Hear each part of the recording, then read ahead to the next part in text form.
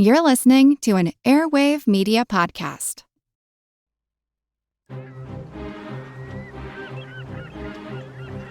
Hello, this is Matt from the Explorers Podcast. I want to invite you to join me on the voyages and journeys of the most famous explorers in the history of the world. These are the thrilling and captivating stories of Magellan, Shackleton, Lewis and Clark, and so many other famous and not so famous adventurers from throughout history. Go to explorerspodcast.com or just look us up on your podcast app. That's the Explorers Podcast. Nathan, you know what our fans love? Oh, I have a couple of guesses, but maybe is it history related? I'll give you a hint. There's 6 of them. Oh, that's a big hint. Does it have to do with some dude bro with the name 8 behind his name? Yep. Our fans love Henry VIII, and so that's why, to gear up for season 7, we are doing Tudor Week. Tudor Week. Okay, our listeners may not like Henry VIII, but they like his wives. They love his wives. Yeah, enjoy as we rerun all of our episodes that we've done so far on the wives of Henry VIII. So we'll cover from Catherine of Aragon to Anne of Cleves. Ooh, can't wait. And Nathan, if someone's listening for the first time, is this show, do we use some colorful language? Colorful is an understatement. So this is not for your children, unless your children curse like sailors. Unless your children are fucking cool. Yes. So enjoy Tudor Week. And this might also be a hint for the season 7 premiere. Ooh. All right. Nathan. What? Catherine of Aragon. That's Part 2. Part 2. That is part 2. In French. In French. I guess it would be El part de. I don't know how to say. Don't even try. I don't know how to say part in French, but I know de is 2. I think it's part 2. I don't know. I'm just making shit up anyway. We're talking about Catherine of Aragon again. Catherine of Aragon. We're gonna wrap up her story, and today we're drinking another pomegranate cocktail. The word just left my brain. So we took basically the drink that we did last time, which was a Parade of Passion, which is like so dramatic. And it's just basically half a shot of apple juice, a shot of pomegranate, and then a shot of vodka. And then this time I decided to put a little bit of a LaCroix in it, just to kind of give it a little bubbly. And a LaCroix, by the way, is like a carbonated water that's flavored. I'd never had LaCroix before today. And they're delicious. It's nice. Yeah. It's like a diet soda with no chemical shitstorm. With no cancer in it? Yeah. There's like no sweeteners, no anything. It's just carbonated water. So if you like that type of shit, drink it. Catherine of Aragon, part 2. So I think we should start with recapping. Yeah, so she was the daughter of the super powerful couple of Spain, Isabel and Ferdinand, who sent over Christopher Columbus. Yeah. And she was a teenage when she was set to marry the heir of the English throne, who was Arthur. Yep.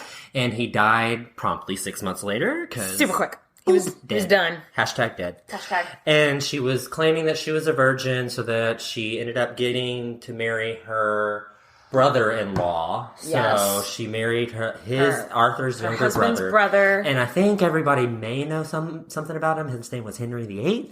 Yeah. He would go on to be Henry VIII. At this time in his life, though, like, he was not the tyrant. Oh, he was hot. He was super tall, super built, like athletic type. He was like, there was some delegate that claimed he was the most handsome prince in Europe.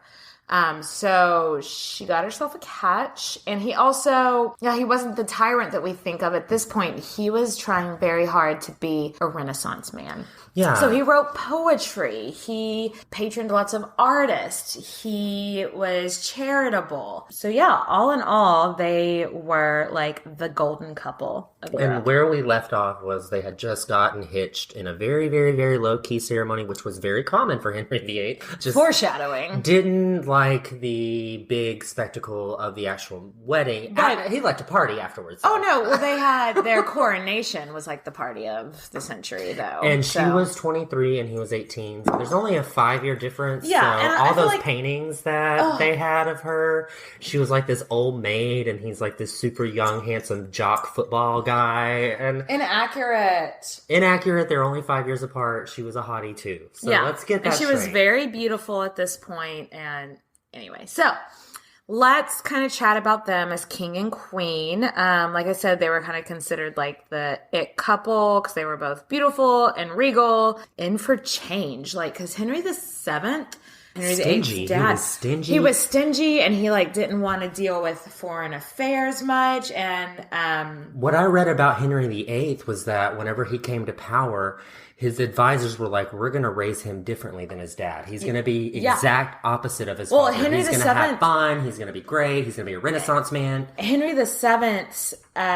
whenever he was in power, like towards the end, when he just kind of went crazy with like taxing people. Like, I think one thing read that he taxed this earl or something like 500 pounds a year, but the earl only made like 600 pounds a year or something like that. Like, he was just towards the end got tyrannical. Douchebag. Henry VII even had some of Henry VIII had some of Henry VII's like financial dudes like imprisoned and stuff because he wanted to show that I'm not going to be like that. No, that's accurate. Wrote poetry and patroned artist. He wrote loads of poetry for Catherine.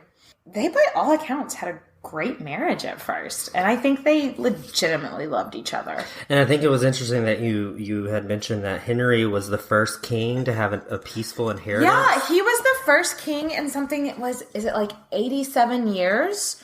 That to have a peaceful inheritance from father to son. No wars. No like drama. Because they had just come out of the Wars of the Roses. And before that, there was like inheritance issues.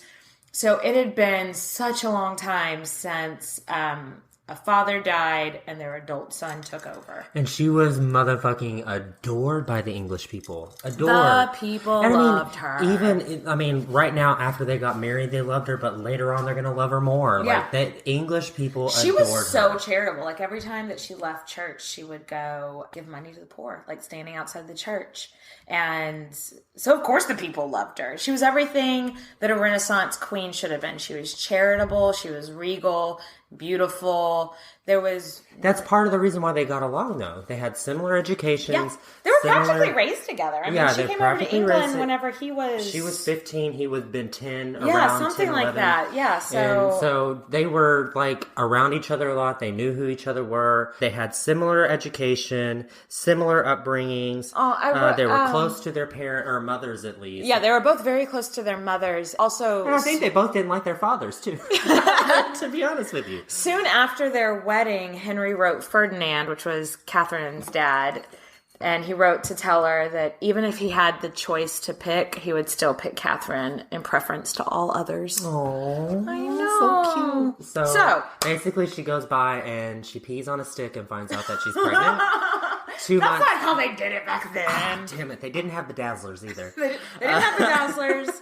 They did, I mean, I guess you could pee on sticks, but it wouldn't tell you. It wouldn't turn blue or have a smiley face. But she gets pregnant after her first 2 months. her second month of marriage. Like, yeah, just wham bam, thank you, ma'am. She's ready to go. And she was actually. This makes sense that her symbol was a pomegranate because we find out that stands of fertility. Yeah, I didn't know that before, but that's why she picked the pomegranate. And she's fertile. She was fertile. I mean, we'll get to the sadness later, but in her first, like... Yeah, and her parents had, 5 children that survived. Henry's parents had, 4. So, I mean, they were both going to be fruitful as fuck. Henry's great-grandmother, I want to do her one day. Her name was Jacquetta of Luxembourg. I want to do her one day. I don't have the numbers right in front of me, but I want to say it's she had 14 living children. It sounds like Marie Antoinette's family, too. Yeah. But anyway, so there was no reason to think that they weren't going to be popping out babies left and right. However, baby was a stillborn. Okay, so it's fucking weird. So she goes into labor early. when she was probably about 6 months pregnant and gives birth to a stillborn baby. But 6 months, that's a long time to carry the baby and have and it was a little baby girl that died. So the baby died, but Catherine's stomach didn't go down, which I don't think they do go down at first. Like, it takes a while, but so her stomach stayed round. She didn't have her period. And so the doctor was like, oh, well, you were pregnant with twins. And one of them's still in there. So they send that bitch to confinement. I actually went down a little bit of a rabbit hole. I was like, surprised? Sure. I'm not surprised. I do that a lot. I was like, surely they had stethoscopes by this point. I don't know why I was thinking that was something that had been invented by this point. So I was like, they should have been able to listen for a heartbeat. Stethoscopes weren't invented until like 1870. Huh. Good to know. Good so know. They didn't. So they were just like, you're still fat. So you're still pregnant.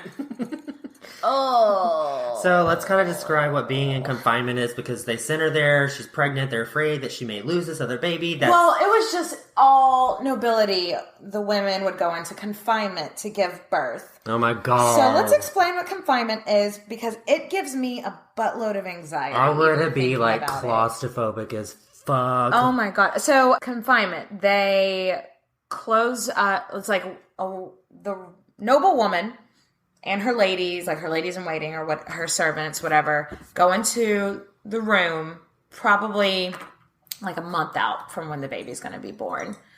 They cover up all the windows with like religious tapestries. They don't light a lot of candles. I was about to say they turn off all the lights, but they didn't have light switches. The room is dark, and like it's supposed to feel like a womb. Yeah, that's what I read too, is that it's supposed to be like a womb. And you know, the one place that they had me out was whenever they said no boys allowed. Yeah. How would I be able to survive without having my men around me? Well, also at this point, it was really common for the kings to have their affairs while their wives were in confinement. This would drive me up the walls. I get claustrophobic. I get stir crazy if it's been raining for 2 days and I can't go outside. I could only imagine a month, all the lights out, everything dim.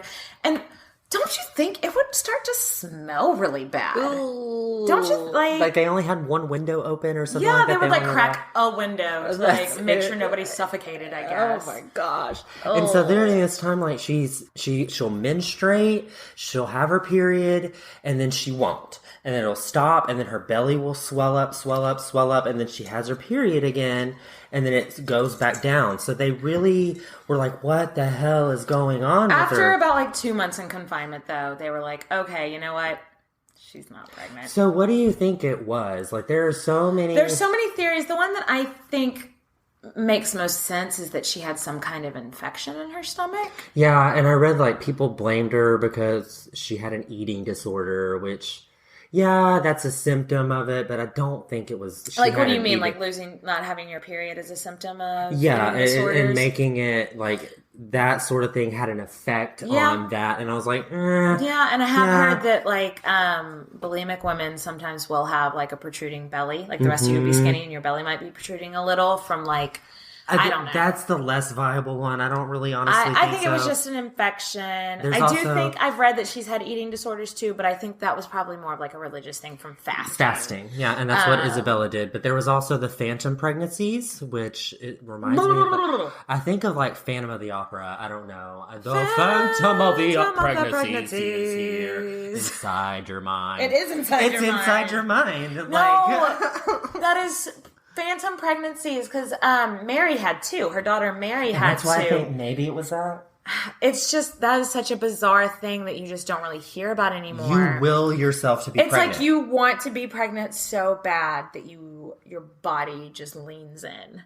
It's crazy. It is the craziest honestly, thing. Like, she wanted a baby really fucking bad. So, I mean, it's a possibility. So, it's a possibility. She doesn't have a baby. Needless to say, it starts really sinking in that she ain't pregnant no more. And she is so embarrassed. Now everyone knows that she wasn't pregnant. And so she's probably thinking, like, do these people think I'm crazy? do these people think I've done something to deserve this? Like, and I even read, like, she writes home to her father's, like, please don't be upset with me. I know. Well, I read that she wrote to him and didn't tell him. She just said, I had a stillborn baby. She didn't write Which, about honestly, at that time, a 6-month-old child coming out of you is pretty much like a stillbirth. Yeah, but no, this confinement's like 3 months later. Oh, like, God, I would have gone crazy in confinement. Later, like, she leaves confinement and she gets pregnant. Bam. She is so fucking fertile. They get... that pomegranate, man. They are done. They're ready to go. Baby number 2. Second pregnancy in their first year of marriage. Yeah. So that tells you, like, from June 11th, 1509, which is when they got married, to June 15 of 10, they had 2 pregnancies already. So she obviously can have some babies. Yeah. Or, well, she can conceive some babies. So Henry, like, sets her up with this cush-ass... She's got this big-ass bed that's, like, 8 feet by 8 feet, which is, like, bigger than a king-size bed, obviously. Their crib for this child was 5.5 feet long. Yeah. Like, I could fit in that and sleep just fine. Yeah. That's like a twin-size bed. What, are you giving birth to, like, a fucking hippo or something? Jesus, I hope not. So she goes into labor on New Year's Eve, which, to me, they must have thought this is such a good omen. New life, new beginning, new year, new baby. So they have the baby on New Year's Day, and they name him Henry upon his birth, and he's the Duke of Cornwall. And he was christened 6 days later in a big to-do ceremony. With a beautiful christening gown. Yes. I learned that mothers didn't attend the christening ceremony because they were still in their confinement. I had no idea. And something else I learned that just kind of makes me mad.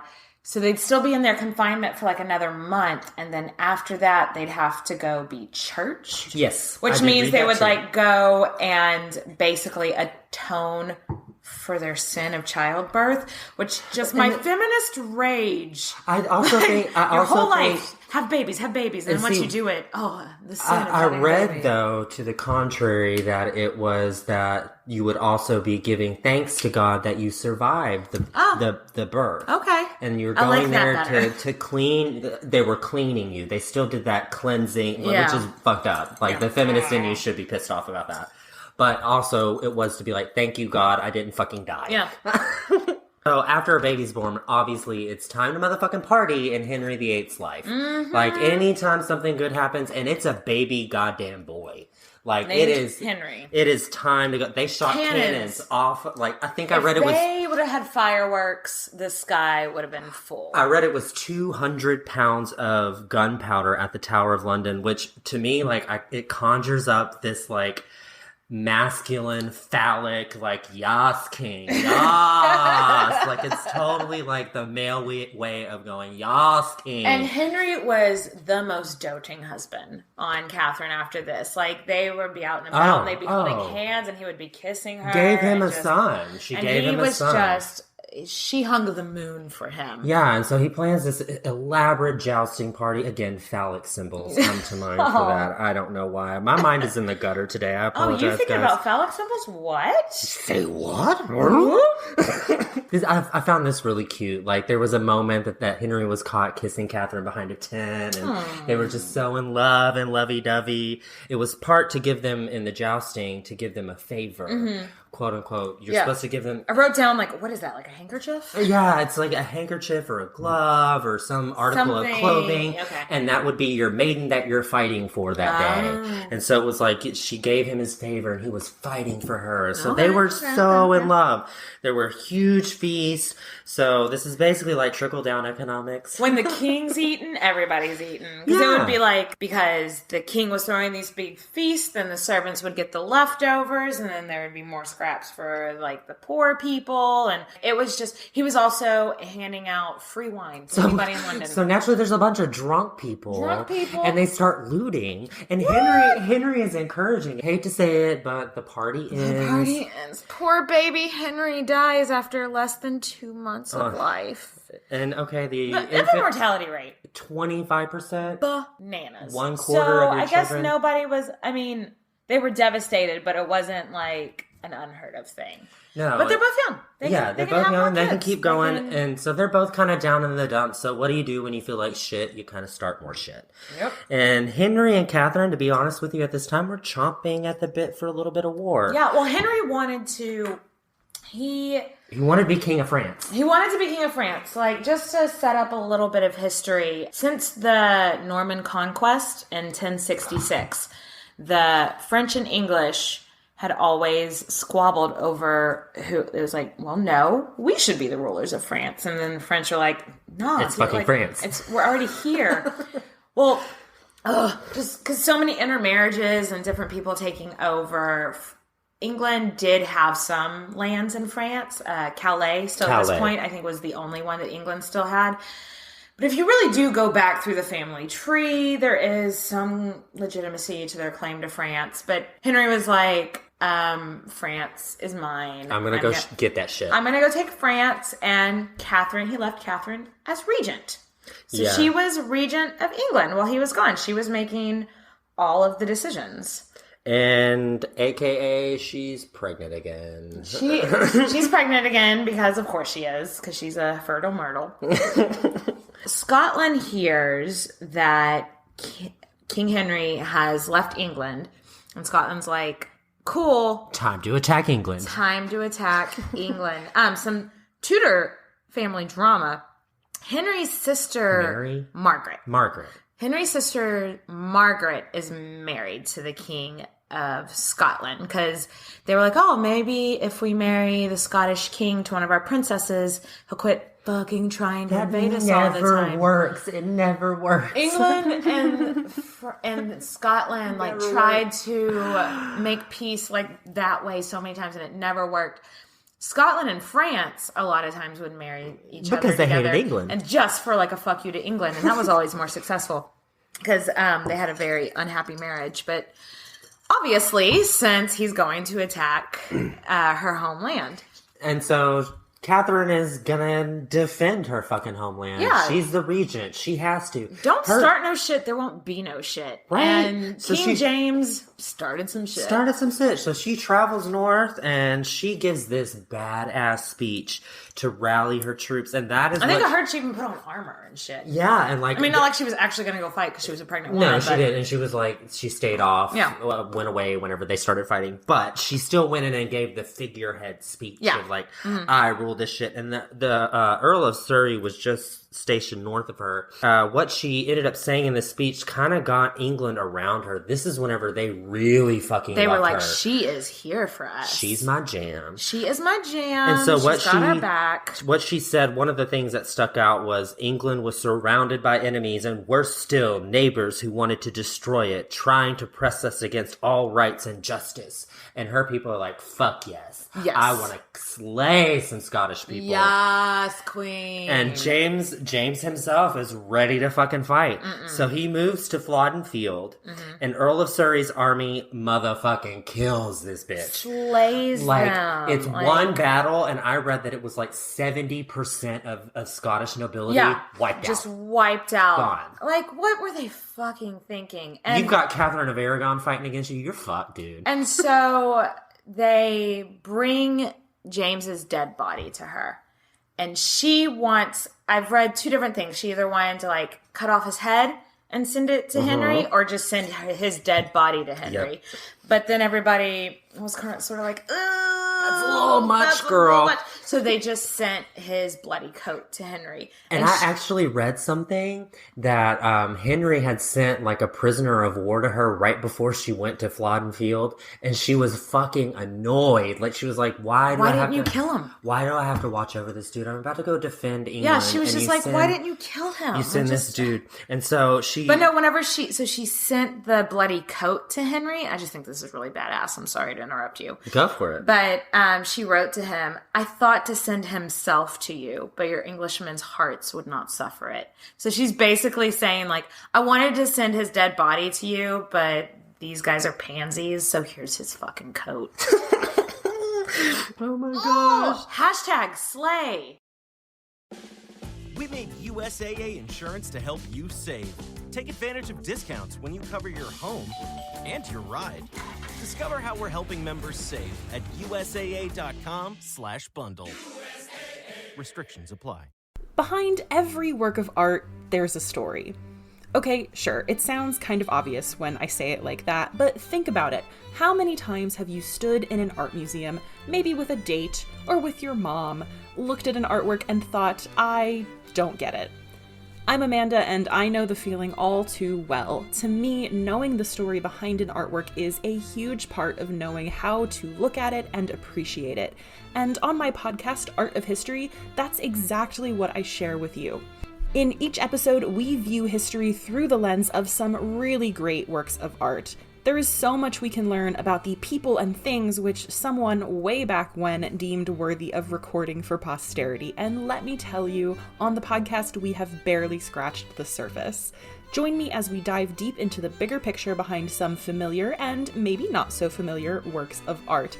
No prerequisites required. Check out Art of History wherever you get your podcasts. After she, takes this prisoner of war from Henry, apparently the Italian Duke of Ferrara said that it was no great thing for one-armed man to capture another like that Frenchman he sent, but she was sending him 3 Scots who had been taken by one woman alone. Yes, queen. She came to slay. And no letter from her, it's not in her hand or signed by it, but still, that's fucking badass. No. So Henry comes home, and his achievements in France were meh. I mean, he kept Calais, which, whatever, they had it already. So, yeah, I was already there later. Good job, you did good. And he's super proud of her, though. Oh, yeah. She defended England, she held up the countryland, she killed the Scots, all of the nobility. He's super fucking proud of her, and this is when they're really a power couple. Yeah, but... And they're kind of like their mom and dad, but at the time... She really didn't like her fucking dad. Oh no, her dad had entered into another alliance with France, and it was this whole thing. So her dad, I feel like right now she's just she's like, I've got to choose between the Spanish alliances and the English, and she is all in for England. And so Henry comes home, and then she has another miscarriage. And I'm calling it a miscarriage for lack of a better term. I mean, it was an early birth, and it was a stillborn baby. And I just think it's so weird that she's not having super early miscarriages. Mm-mm. She's having these late term miscarriages or these stillborn babies. It's always 6 months to So anyway, so she has that one in 1513 after Henry comes back from France, and it's a stillborn boy. In 1514, she announces she's pregnant again. This is her 4th pregnancy, if you're keeping count. 6 months later, baby boy, stillborn Another stillborn baby boy. The next pregnancy the next year, people aren't getting their hopes up like they were before. I mean, they're not having big celebrations because they're like, let's see what happens.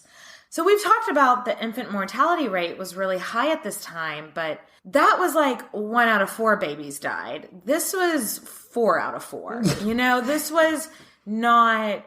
It was not normal. She was not successful. So, but her 5th pregnancy, her father dies while she's pregnant with this 5th one, and it doesn't, there's no note of her mourning. Are you really surprised? I think she was just whatever, he hasn't been a dad to me. 0%. Yeah, I wrote surprise level, 0%. Yeah, 0%. And then February 18th, 1516, Princess Mary was born. Princess Mary! And she was healthy.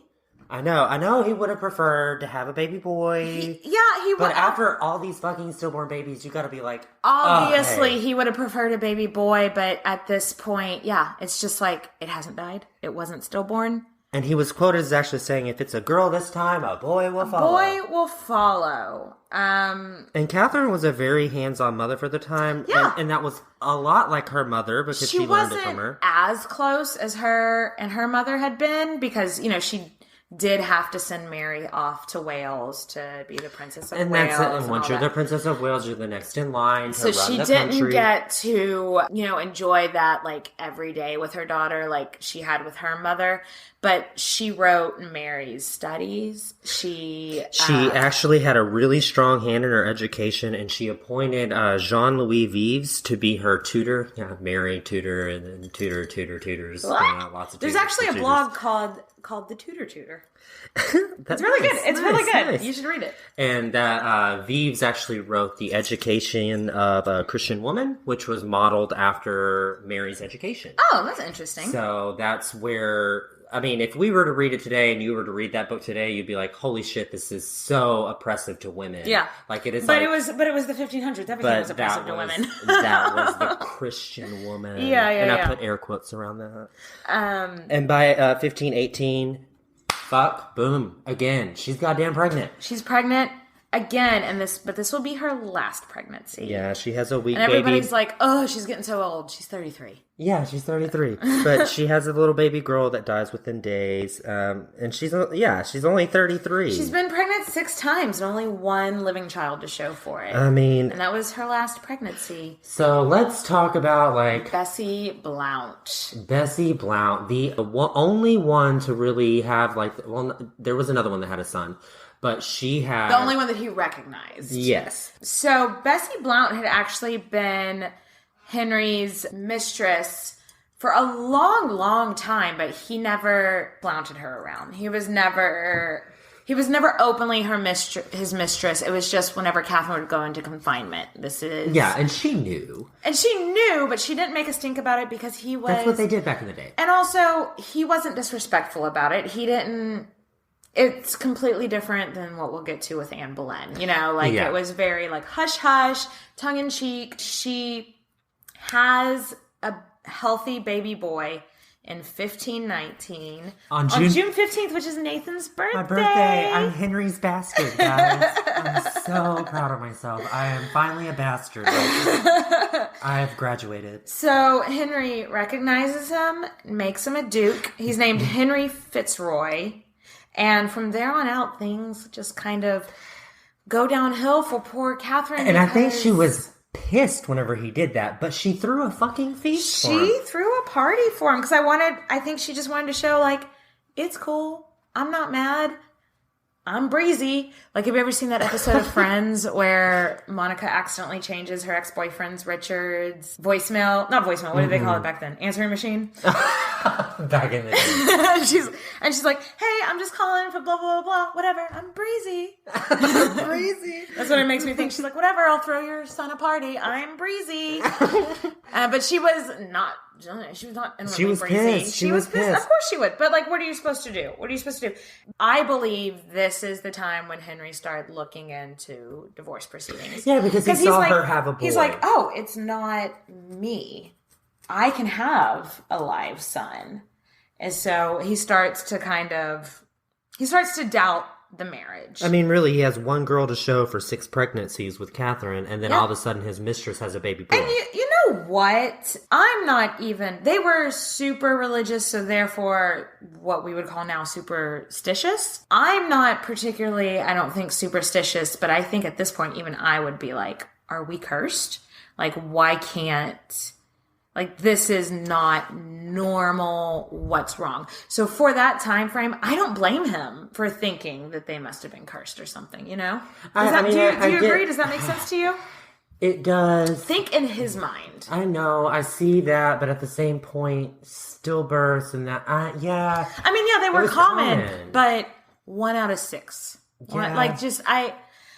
I could see how he would start to doubt things from the thinking. And of he that considers, time well, frame. what he's considering is a chapter in Leviticus that says if you take your brother's wife in a carnal way, then you're going to be childless. You've unveiled your brother's nakedness or something like that. And so for that time, that's what he took. He took that scripture and ran with it. There's another verse in the Bible, though, that does say Deuteronomy. To adopt to take in and in or marry your husband's wife. Yeah, in Deuteronomy it says if your you're supposed to take on your brother's widow if he dies and there's no heirs. Yeah. And they don't produce any children. But Henry clung on to this other thing because it fit his... But the whole thing about the Leviticus things, it says that they would be childless, but they had a daughter.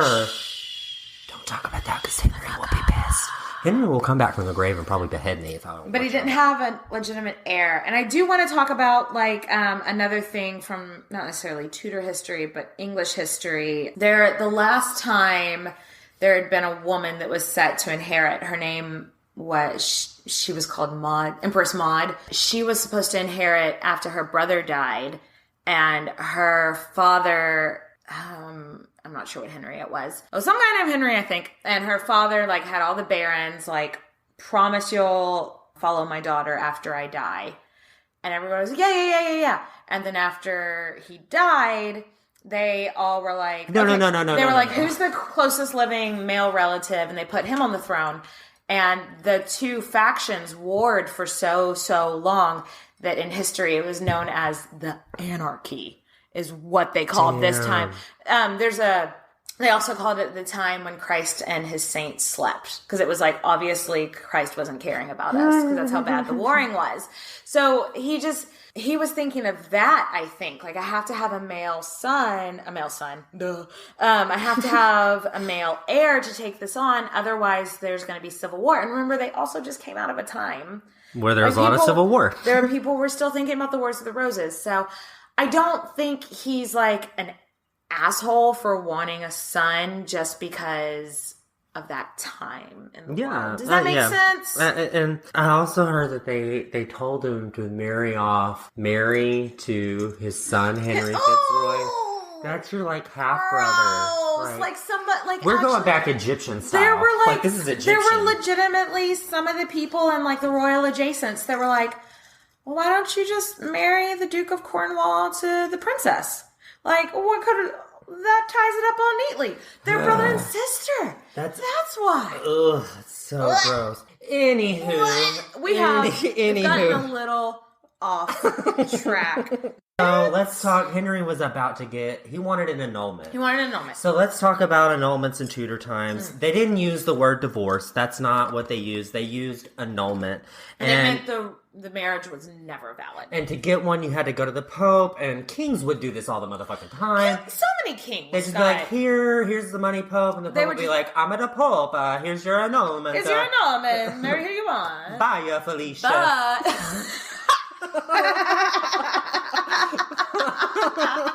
Bye, Felicia. Okay, back to the story. Anyway. Enter Anne Boleyn.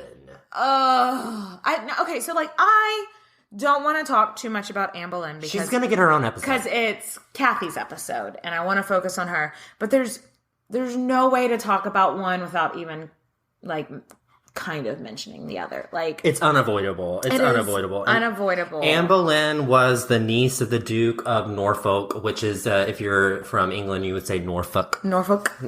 And she becomes one of Catherine's ladies in waiting. Henry becomes obsessed with her, like in a way that he never has with any of his other mistresses. Like all his other mistresses, he didn't flaunt in front of Catherine. He didn't make promises to. This one, it was a whole nother story. And he wants her to be his mistress, and he wants to sleep with her, but she refuses. I mean, and smart. This is the first woman to refuse. This is probably the first woman to ever tell Henry. The game is on. And so she's like, not until we're married. And so Henry looks at it and he's like, okay, these are the things falling into place. Catherine can't have any more children at this point. He's found that Bible passage that specifically says not to marry your brother's wife. So he's like, the Pope never had the right to give us that papal dispensation. Now I've met this other woman that he's so like single-mindedly convinced is the woman for him. He legitimately believed that this is what God wanted. So he starts like seriously investigating annulment Yeah, and possibilities. he honestly is like one of the first people to doubt what the Pope is saying. The Pope gave him an annulment, and he's like, no, the Pope was wrong. Maybe this was wrong. For a Catholic, that's a huge deal because the Pope is supposed to be God's mouthpiece. Yeah. He's supposed to be straight from God. And Henry ends up breaking the news to Catherine that, hey, this marriage, the reason why we can't have kids is probably because you slept with my brother. So he's like trying to be delicate and nice and sweet about it. Like he's not like this tyrant at this point that would just come in and be like, I'm divorcing you, bye. Like he's like, I don't want it. It's what God wants. And she loses her shit. She has never lost her. She has never wept in front of him like this. Not with any of the miscarriages. And he was surprised. Not Genuinely, literally when Bessie surprised. Blount had the bastard. Not that, like, she is never, but she just loses it and cries and weeps and like falls to the floor. And he doesn't know what to do. He's just like, he doesn't know any. He's like, I just imagine him like backing out of the room slowly, tiptoeing like a cartoon. Like, all right, so anyway, talk to you later. And that's what he did. He just left. Sidebar discussion. Let's talk about some hypotheticals.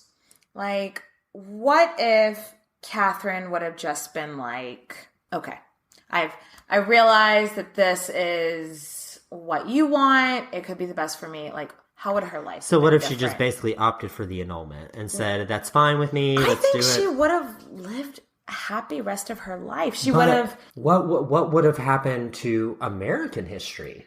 Like, because a lot of the religious persecution and the reason that they fled England was because of the religious persecution. Yeah. And if she wouldn't have stood up at that point and said, no, I'm not doing this, then maybe we wouldn't have had this massive influx of English people leaving those England Puritans that everyone's like, get the fuck out, you Puritans. Moving to America. So we may not have what we have today. Also, I mean, we haven't gotten to her yet, but his wife, Anna Cleves, whenever he divorced her and she just like, she was like, what quietly took it. She just like rolled with it. She lived a cush fucking life. So if Catherine would have done that, I'm sure when people went with what Henry wanted, you had such a good life. Like, she would have had a huge pension. She would have had her choice of whatever mansion she wanted. She would have had, like, so many servants. She could have seen her daughter whenever. But because she persisted, her life from here on out, I'm sorry to say, sucked. Yes. Nevertheless, I was gonna say was unfortunate, but sucked. But nevertheless, she persisted. She persisted, and she kept. What I read is anytime that he would address her about the annulment, she would say, "I would love to give you what you want. You are my husband, but I will lose my soul." Yeah, she would always say, "I would lose my soul over this, so I can't do it." So that's one of the things that Henry got wrong. When Henry first came up with the idea for the annulment, he thought Catherine was just going to be like, okie dokie. He thought the Pope was just going to be like, okie dokie, or okie dokie. He thought popular opinion would agree with him.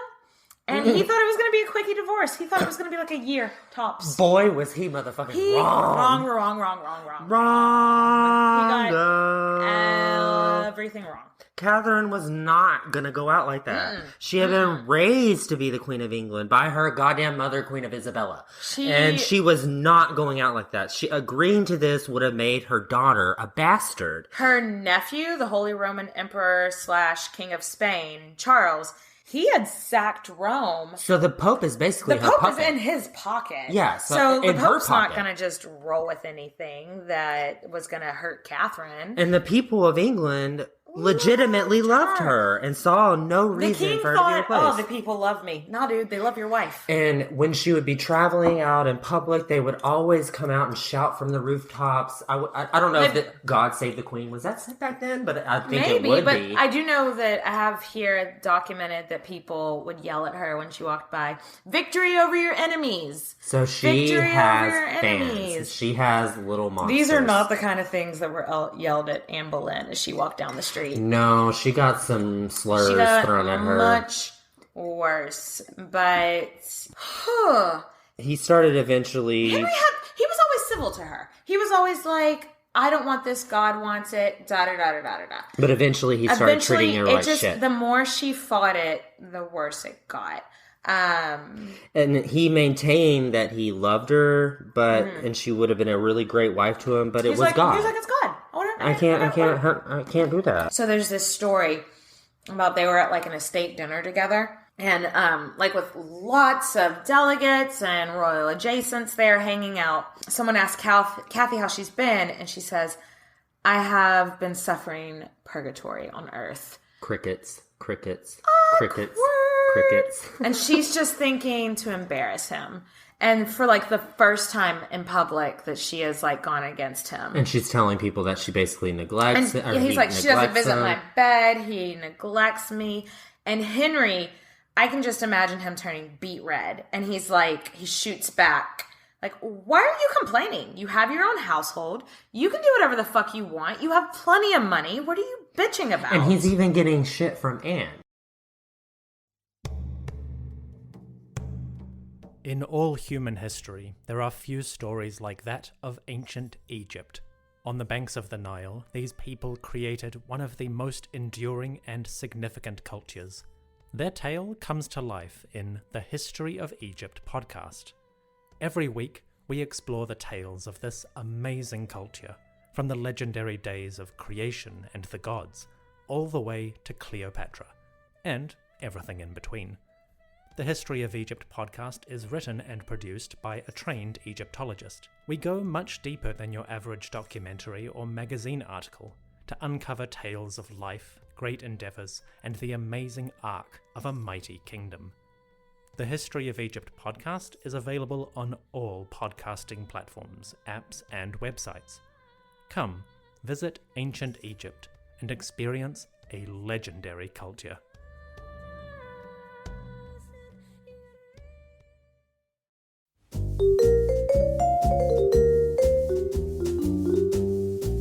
Have you ever wondered what really happened to Amelia Earhart or the lost colony of Roanoke? Do you ever find yourself scouring the internet for vicious Victorians and their murders by gaslight? Or perhaps you're just sick and tired of women being constantly misrepresented or plain lied about throughout history? If so, join me, Katie Charlwood, history harlot and reader of books, on Who Did What Now, the history podcast that's not your history class. Part of the Airwave Media Network. Available on Apple Podcasts, Spotify, or wherever you listen to podcasts. Adios, au revoir, au revoir, my friends. Bye-bye.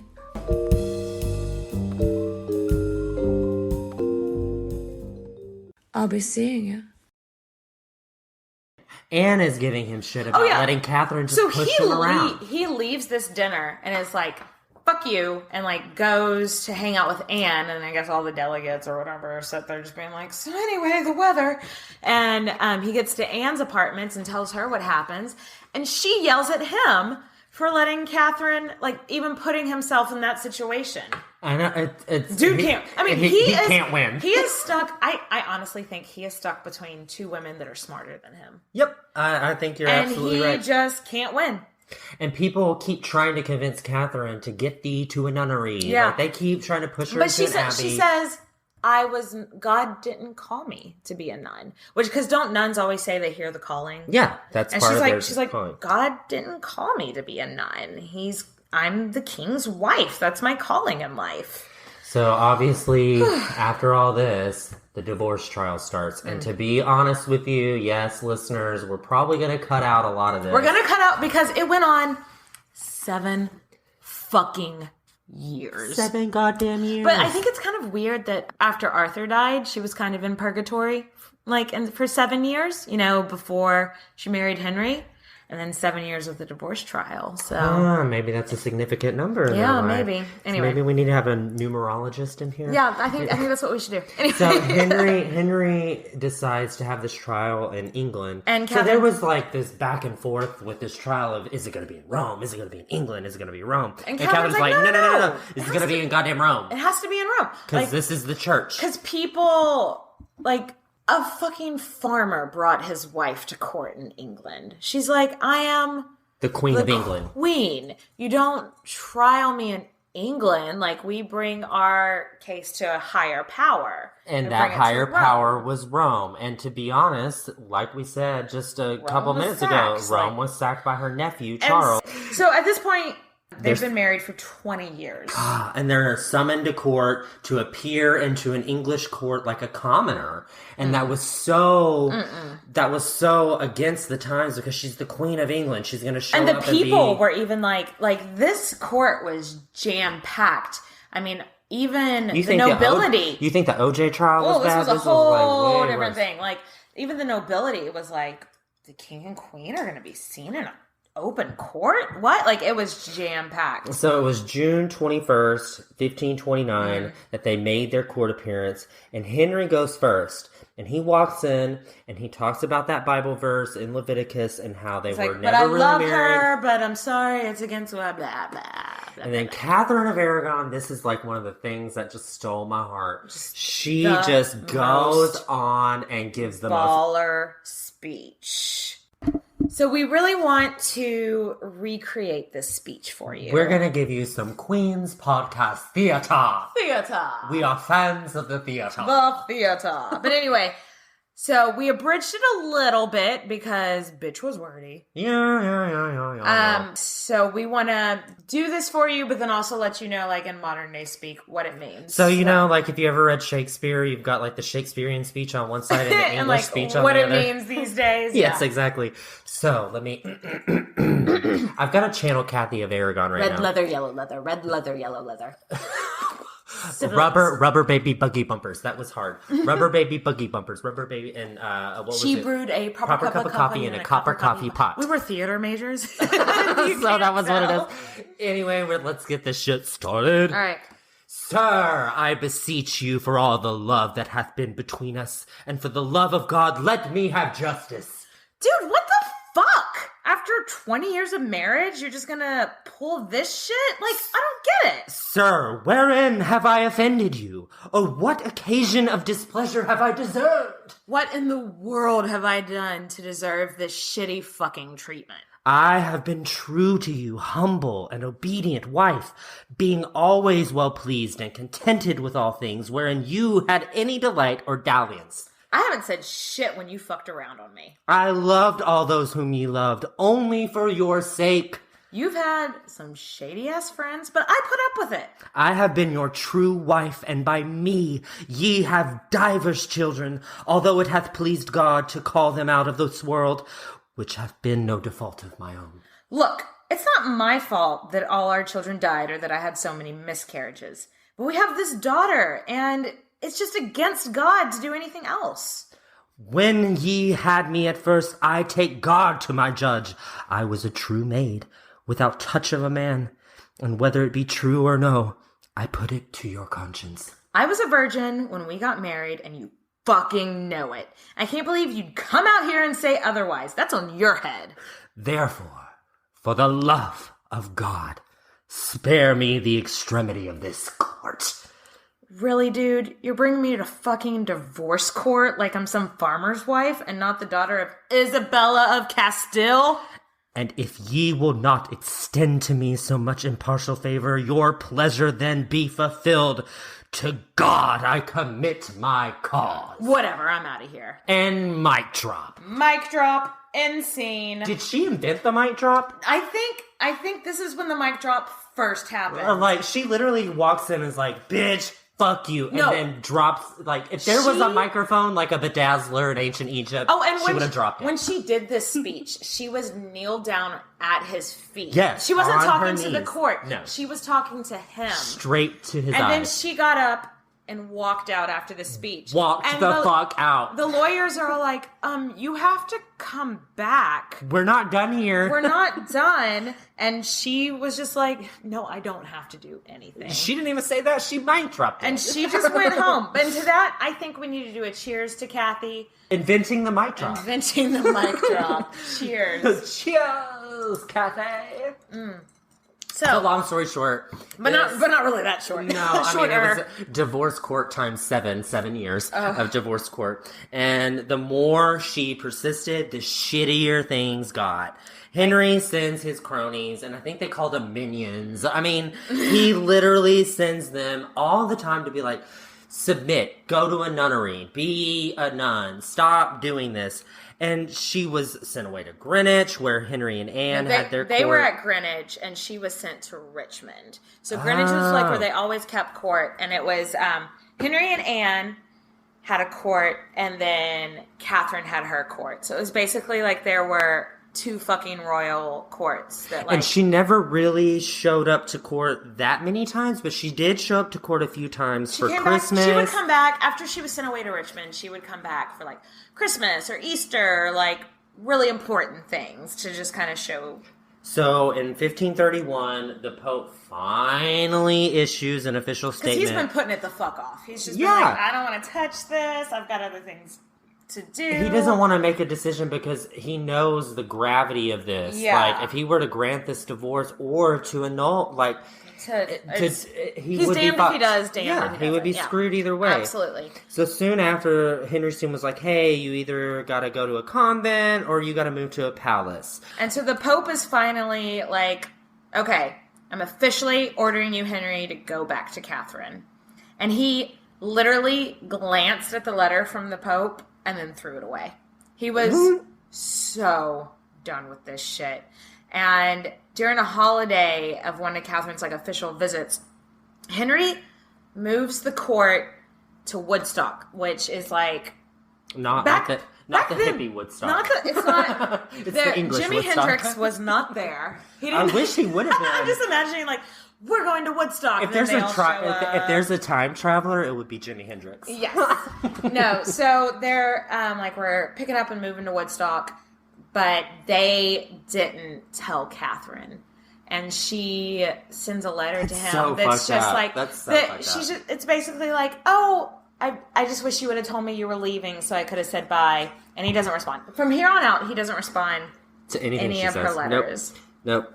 So I read actually something at around this point. She was ordered to give up all of her jewels, and she was told to give up everything. And these were part of her dowry.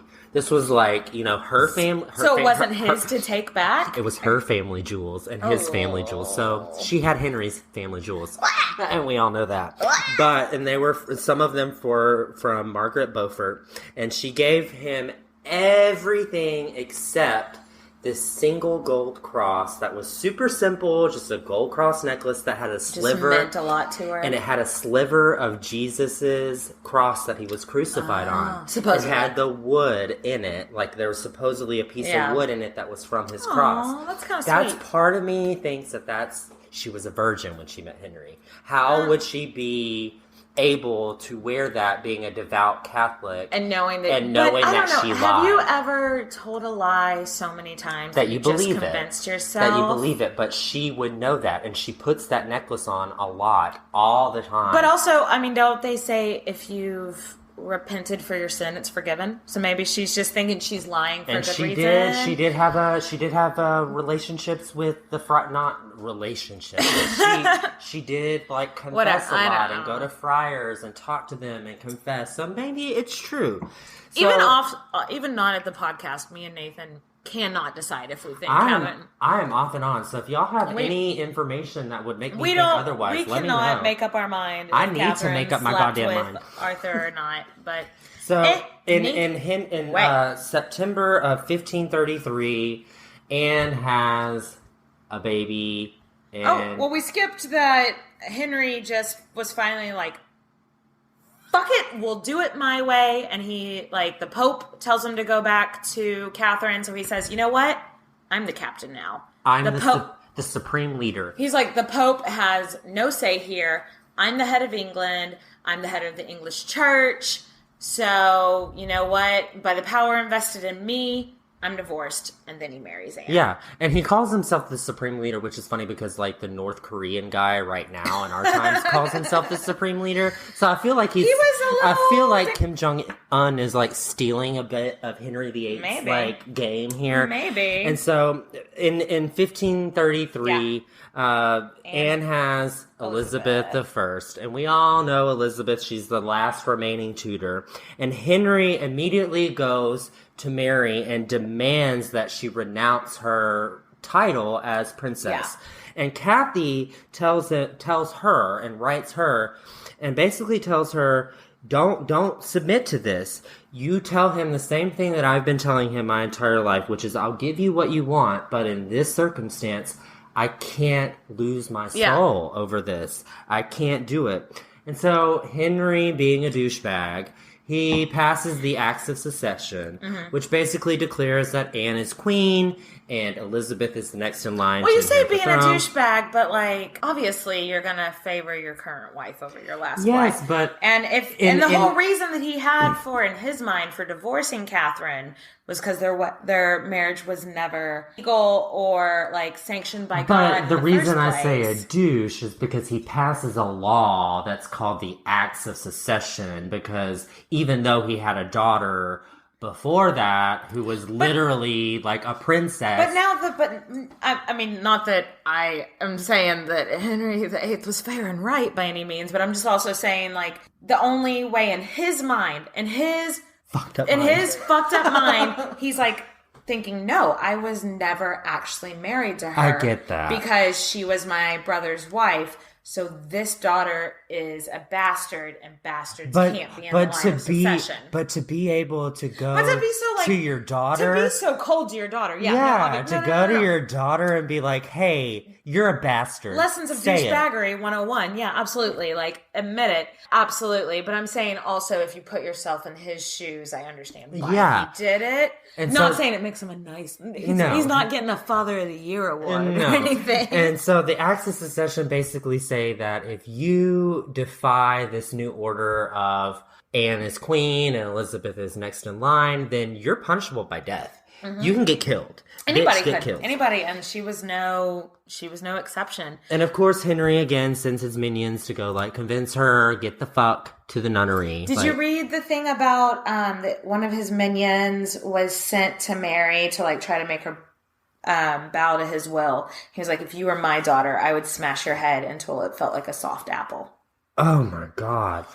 And oh my god. And actually, like, the minions come over there to convince her and basically say, you know, you need to submit to this or you're gonna die. Like, we're gonna kill you. And she said to them, she's like, I would rather die in a crowd than to be killed in in this little house that we're in. Yeah. Because I want everybody to know what happened to me. Because this is fucked up. Yeah. Like, what you're doing to me. So once again, she's carted off to a shitload of different palaces. Like, Catherine's, like, just the palaces she goes to, they just decrease. It gets worse and worse and worse. And her lesser women are taken from her. And, like, some of the women that had been in her employ for, like, 20 some odd years now are, like, barred from speaking to her. Nobody can talk to her. They fire all of them. They get rid of all of them. She is locked up in London. Yeah. Like, on this episode of Locked Up, of Women Behind Bars. Women Behind Bars, locked up in London. We have Catherine of Aragon, who is a devout Catholic in prison because her president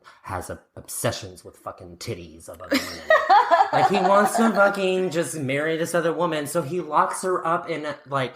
And she wanted to be locked up in the Tower of London. She wanted to be made a spectacle of. She was never put in the Tower of London, though, was she? No. She was not. And that was the thing, is that she wanted it to be... a spectacle, but she was bolted up in this little room, and the only thing that she was allowed to do was go to mass. She wouldn't eat or drink anything. They would offer her food, they would offer her things. She made her servants, like, cook in front of her, and that was like, she was protesting. She didn't want to eat because she was a prisoner. She wanted to be treated like a prisoner. She wanted to be like that martyr feeling of, like, I am sacrificing for what is right. Yeah. So keep in mind at this time, like Henry has broke from Rome, and so yeah, he's like the supreme leader or whatever, but that also means that he has just decided that the Pope has no authority in his country. And that would have been very controversial. Yeah. Controversial doesn't even start to be describe. Because the Catholic Church basically ran every monarchy. So he was a heretic, basically. Yeah. And then in the end of 1535, Catherine's locked away in one of her prison palaces, and her health takes a nosedive. Okay, so this first line that I read in the chapter of the book, it was the Spanish wife of King Henry VIII, Catherine of Aragon by Giles, something or other. Giles.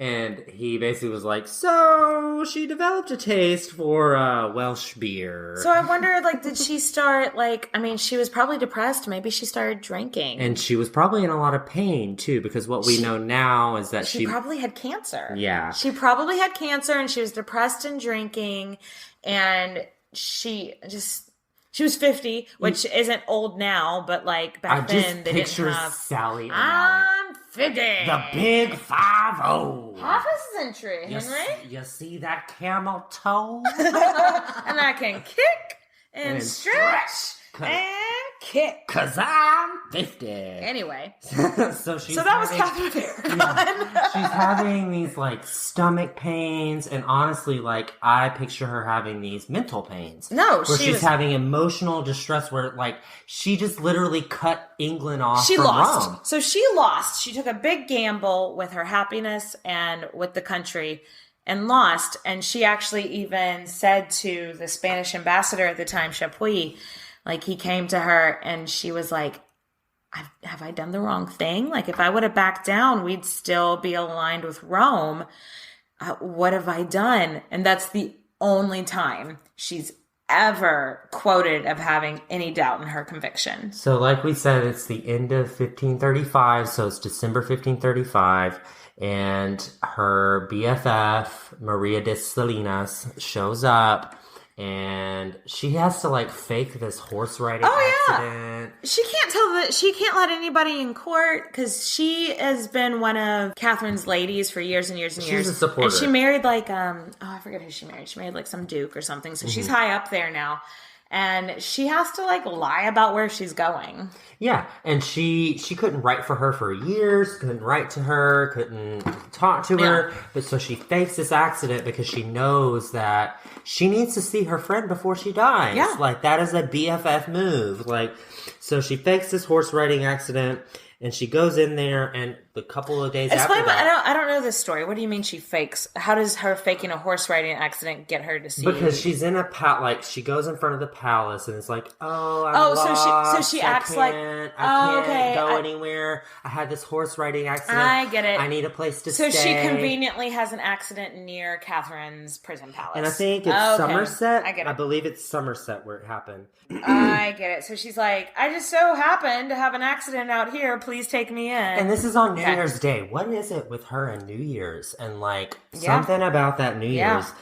She's around her, and what's odd is that when she's around her best friend, her health gets better, and she starts to look up. I don't think that's odd. I mean, she starts to get support. You haven't seen a friendly face from days of yore, in years. She hasn't seen any of her friends, any of her family. And so it makes her upbeat. So, yeah. And so what's weird is that, after Maria leaves... Then Catherine is better, but then one night she gets super duper fidgety, and she tells the bishop, I need to take communion. And I honestly think she knew she was going to die. Probably. She looked at him and was like, I need to take communion. Yeah. And this guy was tasked by Chapuis, to get a confession from her on whether or not she had actually slept with Arthur. He was like, she's on her deathbed. She's lost everything. She has no reason to lie about it at this point. So get that confession. Get that confession. Did he? No. And again, I would not be tossing and turning at night if I had this confession. I would know. We have even been well, see, like Nathan was like, see that she didn't confess. That means they didn't have sex. And I was like, have you ever told a lie so many times that you believe it? And then we just go back and forth. We don't know. But here's what I think is, maybe she did give a confession. Maybe he got it, but the Catholic Church is hiding it. There's so many possibilities. The Catholic Church could totally be hiding it. Because that made them look like, she bad. confessed. She was still a virgin. Here's a bag of coins that she didn't confess. Okay, I mean, she didn't confess. Yeah. Who knows? So she was laid to rest she died on January 7th, 1536. Yeah. And it was of cancer. And I read it was like they saw that her heart was black and there were some lumps. Yeah, when they did like an autopsy. And they thought it was poison. They thought Anne poisoned her. Because autopsies from 1536 were subpar. Yeah, they're by like, modern day standards. Let's put this heart in some water. And her heart had like black spots on it. So they're like, oh, she was poisoned, because they didn't really know what cancer was. You know? Not back then. But she was laid to rest at Peterborough Abbey on January 29th. And the source that I read said that Anne miscarried and Henry had that horse riding accident on the same day. But it said that it was around the same time. Yeah, I don't know. I haven't read that anywhere, so I don't know. But still, I have heard that people thought, oh, this happened because Catherine came back for a big fuck you to you guys. I think Catherine's soul came back from the dead and said, fuck you. I mean, I couldn't have kids. You can't either. And Henry, by the way, I'm going to push you off a horse. So we'll never know whether or not she lied about her virginity thing, but regardless, she's like the center point for Catholics being prosecuted for their religion. And it just, that changed the landscape in England and later Europe. And with us, him breaking, and America, because America is, so much of our culture comes from English culture. And what struck me most about reading the book that I read was that she had this, they used a word and was dissimulate. So she was able to take what was handed to her and deal with it. Yeah. And be able to be submissive, because that's what she needed to do at the time, and to move on. But also what I got from her is her intense devotion, not only to God, but to her husband. She was in love with him. Supposedly when she died, we don't know for sure if this is real or fabricated, but the story is her last letter to Henry ended with, my eyes desire you above all things. And I think that is true. Like, there was some parts of that speech. To the end, she was dead. I don't think I would just be like, fuck you, dude. Like, at this point. Like, so here's what I've been thinking on. If Catherine of Aragon had a theme song, what would it be? So I think we both agreed on, like, whenever she married Arthur, and after that, it was Like a Virgin by Madonna. Like a virgin. Right. Oh, no, that'd still be when she married. When she married Henry, it would be Like a Virgin. It was after Arthur marrying Henry. Marrying Henry, it was like a virgin. So if she were a song for her whole life, what would it be? Hopelessly devoted to you. Okay, so Grease. That's a Grease reference. Hopelessly devoted. I do like Faithfully. If you have a good theme song for Catherine of Aragon, please write it in. I think my final answer, is The Winner Takes It All by ABBA. I don't know that one. The winner takes it all, the loser standing small. Beside the victory, Denise. So who is the winner in this then? Well, the winner is Henry, and she has to stand beside whatever happens, and she gets treated like shit, and it totally, like, listen to the song. ABBA, well, I'm gay, and so ABBA is like gospel. And we're talking about Catherine of Aragon, and she was a devout Catholic. Yes. So let's just to recap this amazing woman's life. I just think she was such a great story, and she's an amazing woman. She was Princess of Spain, Infanta of Spain, and the Princess of Wales, widow. Then she was an ambassador. She was a queen. She was a regent. She was a mother. She was a martyr. And I just can't wrap my head around how impressive this woman is. Yeah, she changed our lives. Yeah. She changed everybody's lives. So to that, Nathan, let's raise a glass. To Catherine of Aragon. Let's Catherine drink our of pomegranate Aragon. juice. So, guys, Had to take a sip, but thanks for listening. Thank you for listening, everybody. If there's something you want to hear, you can hit us up. You can email us at queenshistorypodcast@gmail.com. Find us on Twitter, Queens_podcast. We're also on SoundCloud and Stitcher. Follow us on iTunes at Queens Podcast. Bye, everybody. Bye. Love you. Bye. Hi, I'm Neil. And I'm Ken. And we are from the Triviality Podcast, a pub trivia-style game show where a lack of seriousness meets a little bit of knowledge. Join us each week for an hour-long game of general knowledge trivia featuring special guests from around the world, plus tons of extra themed episodes. If you want to improve your trivia game, or you just want to scream at us in your car when we get easy questions wrong, then we're the show for you. Find Triviality on all your favorite podcast apps. But you know that, because you're already listening to a podcast.